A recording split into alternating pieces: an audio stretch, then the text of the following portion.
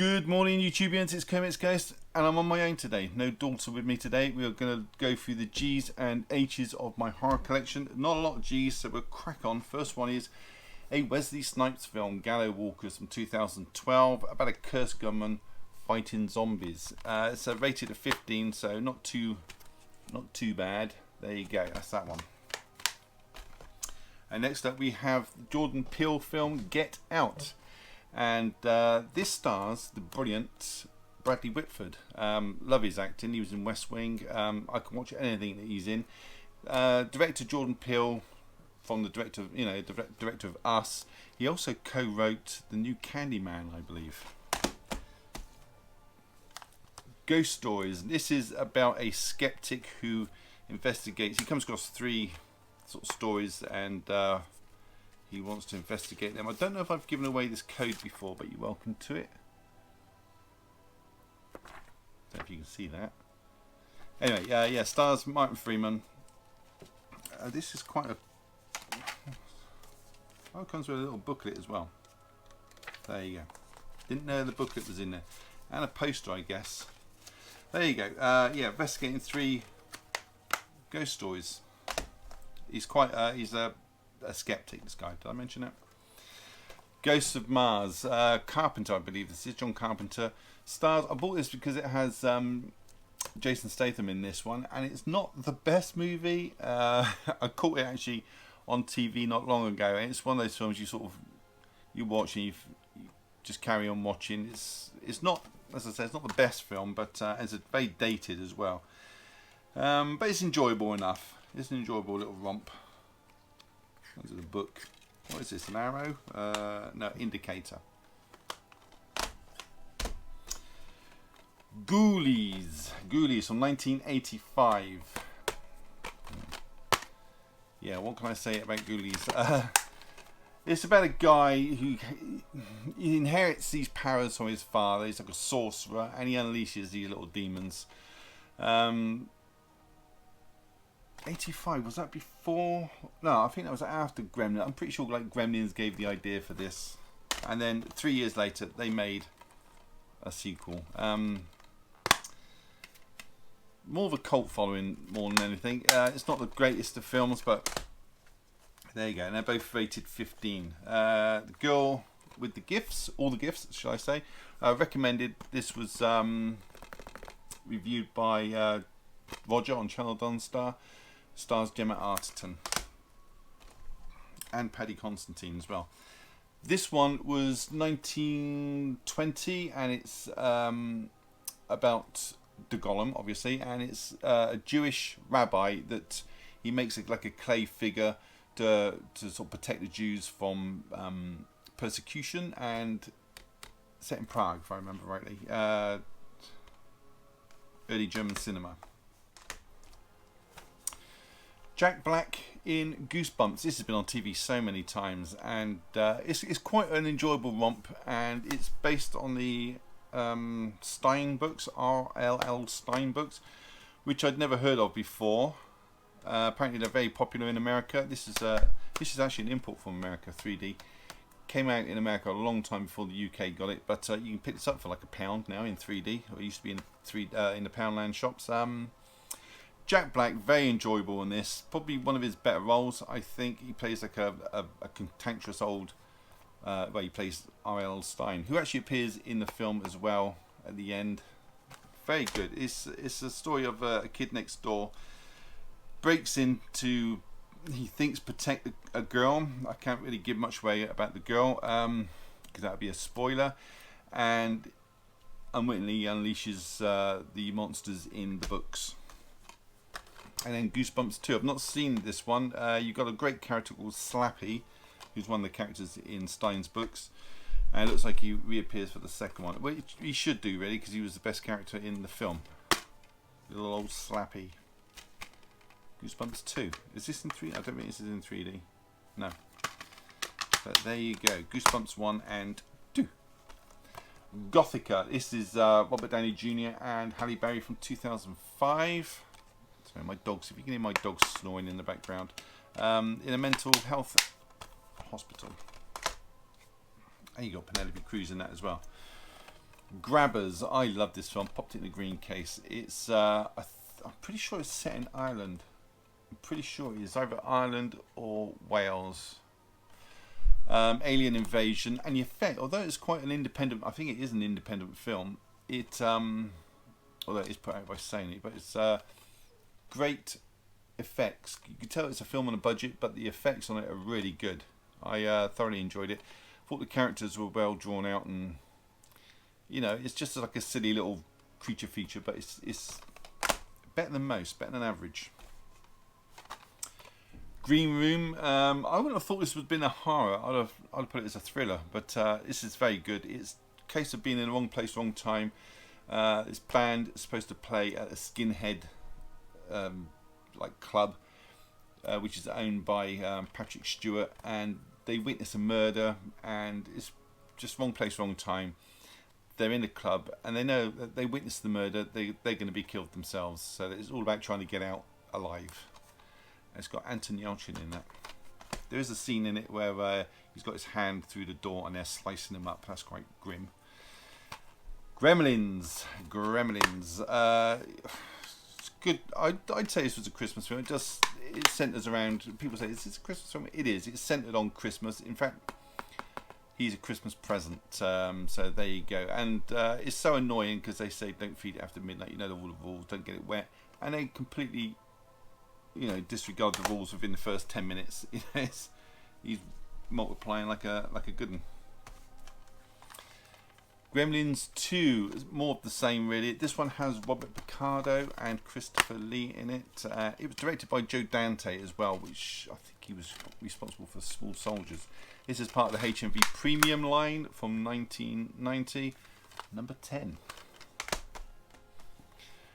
Greta. Now I saw a trailer for this. Chloe Grace Moretz. It's got Elizabeth Hubbard, but I don't know if she's the old woman. I'm not sure. The story is Chloe Grace Moretz finds a handbag or a purse or something on the subway, turns it to the old woman, and the woman becomes obsessed with her. That's that one. Grizzly. Now Grizzly is from 1976, summer of 76. What a hot summer that was. But it's obviously in America, and it's about a 14-foot grizzly bear that has a taste for human flesh. Yes, it's kind of like a Jaws thing, because they have to hunt it down and kill it, or or capture it. But you got a load of drunk hunters going out in the woods, and it's kind of a Jaws thing. You know, when they all went out in the boats to capture the Jaws. That's that one. The Grudge, Sarah Michelle Gellar. Now this has been remade. Oh, a modern remake of this one. This is from 2004. This has 2 cuts of the film in it, and I find this quite creepy. I really do. I don't know what it is about small Japanese children in horror films, but they are creepy. Good film. I enjoy that one. That was an American import. It's region free. And this one actually was a quite recent watch, and it's Dan Stevens as the guest. Now it's a family who lose their son in, I think it's like a Gulf War, one of these modern wars, and he's served with their son, so he goes to sort of pay his respects at the family and kind of becomes a guest. They sort of invite him in, and he sort of latches onto the family and tries to sort their problems out. Like the dad is passed over for a promotion, so he kills the opposition, so the dad then gets promoted. Kids are bullied at school, so he sort of goes in and terrorizes the kids. But then they want him gone, and that's not the sort of thing you do to this guy. Played brilliantly by Dan Stevens. So that's the G's. Let's pause it and go for the H. The first one is The Hallow, Australian release, and it's about a family that moved to a mill house, a remote mill house, and get played by demons from the woods. It's a fight for survival. One of those. Next up is John Carpenter's classic Halloween.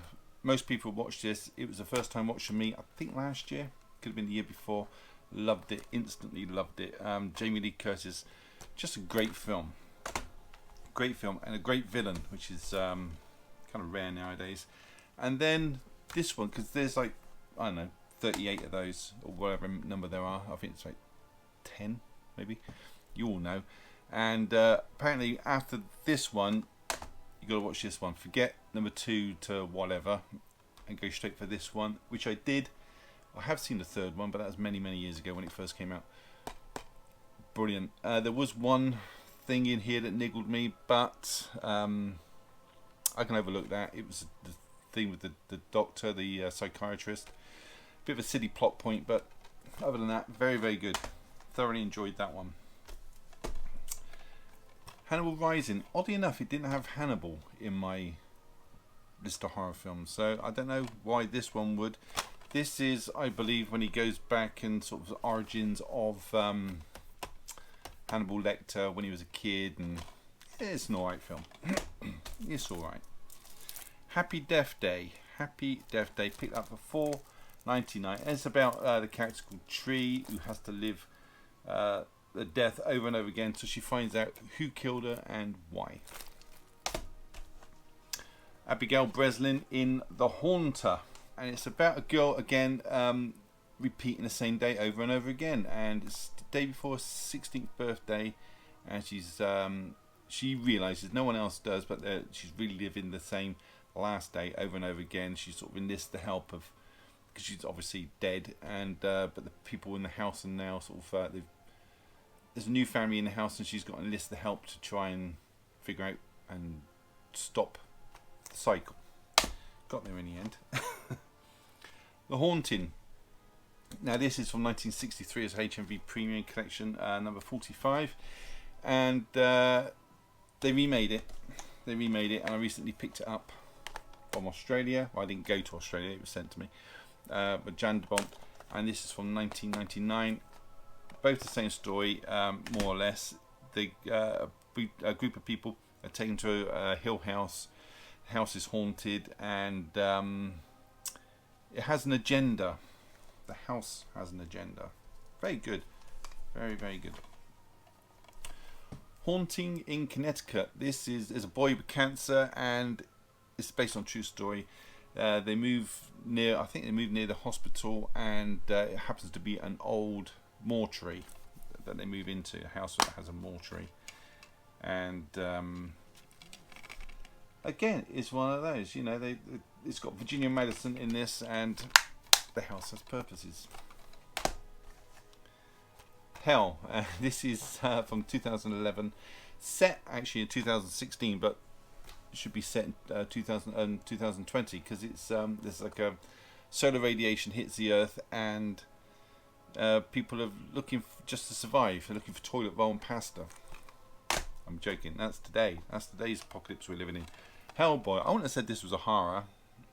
Sort of a fantasy with an edge, I would guess. But it's only a 12. It's a great film. Ron Perlman. These. I would say it was a super. Well, he's a comic book, so yeah, I'm going to say comic book character. Probably one of my favourite comic book characters, Hellboy. Recently been taken over by David Arbor, but Ron Perlman, very good. Love that one. I love the second one. I love the first one more. The second one's very good too. Hereditary. This controversial for me because it's not scary at all. It's a 15. Is it doing what horror should do? Did it scare me? Bit spooky, creepy. Not spooky, more creepy at the end with the family. If you've seen it, you'll know what I mean. When they're all sort of heads and. But it gets on a bit like just like a drama, just like a family drama for the first probably 3/4 of the film, and then it all kicks off at the end. Very good. The girl who leans out the window of the car. That's a scene that made me jump. I'll grant you that. Yeah, I wasn't expecting that at all. But yeah, very good. But I think a bit overhyped, maybe. Probably offends a lot of people. Hidden. This is one about the cop who's trying to stop like a slug-like creature who's sort of overtaking people's bodies and whatnot. From 1987. This is a HMV Premium number 94. Hard-nosed cop. Hide and seek. Recently widowed in the film, not in real life. Robert De Niro, and you got Is it Dakota Fanning? Yeah, Dakota Fanning. She has an imaginary friend, or does she? There you go. That's trying to deal with the grief, the loss of his wife and her mother. Hide and Seek. I think this is quite a difficult film to actually find, if I'm not mistaken, or used to be. The Hills Have Eyes. This is the remake. I think, what year was this remade? I don't know. I can't even see it. But yeah, I like the original as well. It's a story of a family that go on a trip and they sort of go off the track to. It's not just like people shouldn't go near this place. It's like that no one on earth should go near this place because there are some creepy people living in there now, sort of cannibalistic. It's a good story. It's a good story. I recommend that one. It's an 18 as well, so you get lots of gore in that one. The Hitcher, the Sean Bean version, Mr. Bean. This is Australian import. The other one, Rutger Hauer, I believe, is available for Germany as like a digipack or something. But this is a good version, I think, as well. Obviously not as good as the first one, but I think it's still pretty decent for what it is. If this was a standalone film, then people wouldn't crap all over it, I don't think. But because you have the original to compare it to, that's good, I think. The Hole, about a family that relocates from New York City to Beyondsville or something like that. It's I can't remember what it's called. Oh, crikey! Little receipt just jumped out at me. Yeah, and they're exploring a house. He fancies his neighbour. They explore his new house, and they find a locked trap door, which they should have kept locked. Hole in the Ground. I've got no idea. This is a recent pickup. I don't know anything about it, but there you go. Hole in the Ground. Hollow Man. This I've read the book. The book's really good. Kevin Bacon. I think this is a really decent horror film, and it makes you jump. It's an 18. It's quite violent in places. I think the CGI really holds up as well, which is quite strange for a film of this age. I'm not sure how old this one is. Can't see a date on it. 2000. So it's 20 years old. So it's pretty good. I know they just released like a double pack of this, but I'll wait for it to get a single release because I don't like those gatefold cases. But this is a good Kevin Bacon film, The Invisible Man, and he goes a bit nuts. And there's a scene, actually, I was surprised they kept this in. There's a rape scene in that as well, which is quite disturbing. Horns, Daniel Radcliffe, kind of accused of killing his girlfriend, so he tries to investigate it, and he sprouts horns, as you do, and he has the ability to make people confess to him their stories and whatnot, so he investigates using the power of his horns. Got that in the red case. Hello, nice. Horsemen of the Apocalypse. I've not seen this one. Dennis Quaid. I do like Dennis Quaid, so I must get on with that. The Host, creature feature. This it's a dig at America, really, because America dump toxic waste and whatnot in the South Korea Han River, and Godzilla sort of thing grows, and not Godzilla, but it's like one of those sort of Godzilla stories, and wreaks havoc on Korea. Great creature feature, that one. Hostel. Most people have seen Hostel. This was called torture porn, was it? Was that what they used to call it? Torture porn or horror porn? I can't remember. It's just violence for violence sake, really. Not my cup of tea at all. But my wife loves these films, so I got that for her. That would look good in a red case, oddly enough. The Hound of the Baskervilles, the Hound of the Baskervilles. Not seen this one either. It's an Arrow release. Peter Cushing and Christopher Lee. Great pairing there. Just not got around to seeing it yet. And it's Arthur Conan Doyle's story, Sherlock Holmes. Kind of like that. I don't know if you can see that. The lichen. Excellent. Let's get on to that. So that's my kind of film. House. I saw this when it first came out. It must have been very early 80s. It must have been. Vietnam War vet. You got Wendell. What was his real name? So Wendell. Don't make it out. George Wendell. Yeah, from Cheers. He was Norm. Yeah, Norm. Yeah, it's I didn't find this horrible horror at all. I thought this was more of a comedy. Yeah, horror's found a new home. This old Vietnam soldier keeps coming back. Funny as hell. Mr. 12 Trees, House on Nightmare Park. It's Frankie Howard. If you don't know Frankie Howard, you've got to check out a trailer. Frankie Howard, brilliant. He's like a really hammy sort of Shakespearean reader of plays and whatnot, and he gets invited to this house to recite these plays, and it's just a madhouse, absolute madhouse. You've got a mad woman in the attic, snakes everywhere, and just it's a fight for his life. House of Wax in 3D, Vincent Price. Him and his partner do it's 1953, number 44 in the premium title. Making waxworks, really lifelike waxworks, like Madden Two Swords type of thing, but the partner wants more gruesome figures. Bring the crowds in. House on Haunted Hill. Now, if I remember rightly, the start of this was filmed in Florida. I'm thinking the Incredible Hulk ride. I can't remember what it was now. It's been such a long time since I saw it. But yeah, this is they got to survive the house. $1 million if they do survive the night.